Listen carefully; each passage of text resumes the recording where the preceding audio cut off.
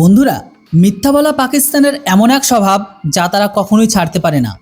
2025 সালের মে মাসে যখন অপারেশন সিঁদুর শুরু করা হয়েছিল, তখন পাকিস্তান তার দেশের জনগণকে এক মিথ্যা কথা বুঝিয়েছিল যে তারা ভারতের সবচেয়ে শক্তিশালী ফাইটার জেট রাফালকে ভূপাতিত করেছিল।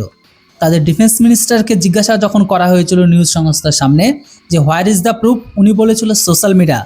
যাই হোক, মিসাইল ছিল পাকিস্তানের, র্যাডার ছিল চীনের, কিন্তু সেই সময় বুদ্ধি ছিল ভারতের। আর এই বুদ্ধি পাকিস্তানকে আবারও গোটা বিশ্বের সামনে জোকারে পরিণত করেছে। রাফাল ভূপাতিত করার যে দাবি পাকিস্তানের প্রকাশ্য করেছিল, যখন সেটির ওপর আন্তর্জাতিক তদন্ত হলো, তখন জানা গেল যে পাকিস্তান রাফাল নয় বরং ভারতের ফেলে দেওয়া খেলনা ভূপাতিত করেছে।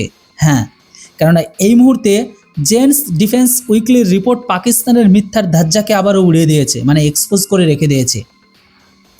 এখন প্রতিরক্ষা বিশ্বের সবচেয়ে মর্যাদাপূর্ণ সংস্থা জেন্স ডিফেন্স উইকলির রিপোর্ট বা সেই রিপোর্টে প্রকাশ করা হয়েছে যা পাকিস্তানের এই ভুয়ো জয়ের কফিন শেষ পেরেকটি তারাই মেরে দিল।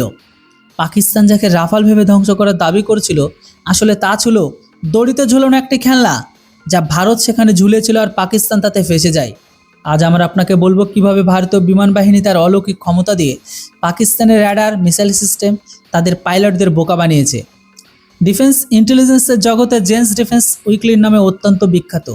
জেন্সের সর্বশেষ তদন্তে ফাঁস হয়েছে যে অপারেশন সিঁদুরের সময় পাকিস্তান যে ভারতীয় বিমান ধ্বংস করার দাবি করেছিল, আসলে সেটি ছিল এক্সগার্ড নামের একটি ডিকয় সিস্টেম।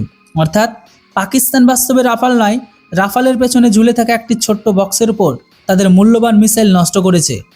এখন বুঝুন ভারতীয় বিমান বাহিনী কীভাবে এই চমৎকার কাজটি করেছে। রাফাল বিমান স্প্রেকটা ইলেকট্রনিক ওয়ারফেয়ার স্যুটে সজ্জিত। এই স্যুটের একটি অংশ হলো এক্সগার্ড, যা একটি ইসরায়েলি টোড ডিকয় সিস্টেম। এই সিস্টেম মাত্র 30 কেজির একটি ছোট্ট যন্ত্র, যা রাফাল বিমান থেকে একটি 100 মিটার লম্বা ফাইবার অপটিক্যাল কেবলের সাহায্যে টেনে নিয়ে যায়। শত্রুর র্যাডার রাফালকে লক করার চেষ্টা করার মাত্র এই এক্সগার্ড সক্রিয় হয়ে যায় এবং 500 ওয়াটের এমন শক্তিশালী 360 ডিগ্রি জ্যামিং সিগন্যাল পাঠায়, যা শত্রু র্যাডারকে বিশ্বাস করে দেয় যে এটাই আসল রাফাল ফাইটার প্লেন। পাকিস্তান তাদের যে JF-17, চীনের KGL-07 র্যাডার দিয়ে অহংকার করে, তা ওই ইসরায়েলি প্রযুক্তির সামনে সম্পূর্ণ হাঁটু গেড়ে বসে পড়ে। জেন্স ডিফেন্স উইকলি রিপোর্টে বলা হয়েছে পাকিস্তানি র্যাডার আর মিসাইল এই ডিকয় সিস্টেমের ফাঁদে পড়ে গিয়েছে। পাকিস্তানি পাইলটরা মনে করেছিল তারা রাফালকে লক করে ফেলেছে এবং তারা মিসাইল নিক্ষেপ করে। মিসাইল গিয়ে ডিকয় সিস্টেমে আঘাত আনে এবং বিস্ফোরিত হয়। পাকিস্তানের ধোঁয়া দেখে উৎসব উদযাপন করতে শুরু করে যে তারা রাফাল ভূপাতিত করেছে, অথচ বাস্তব ছিল এটাই যে আসল রাফাল বিমান সেখান থেকে বহু দূরে গিয়ে মিশন শেষ করে নিরাপদে ফিরে এসেছিল। পাকিস্তানের অবস্থা আজ মেলায় প্লাস্টিকের বাগ মেরে নিজেকে শিকারে ভাবা বাচ্চার মতো হয়ে গেছে। পাকিস্তান কোটি কোটি ডলারের মিসাইল ভারতের একটি ভুয়া লক্ষ্যবস্তু ধ্বংস করতে ফুঁকে দিয়েছে।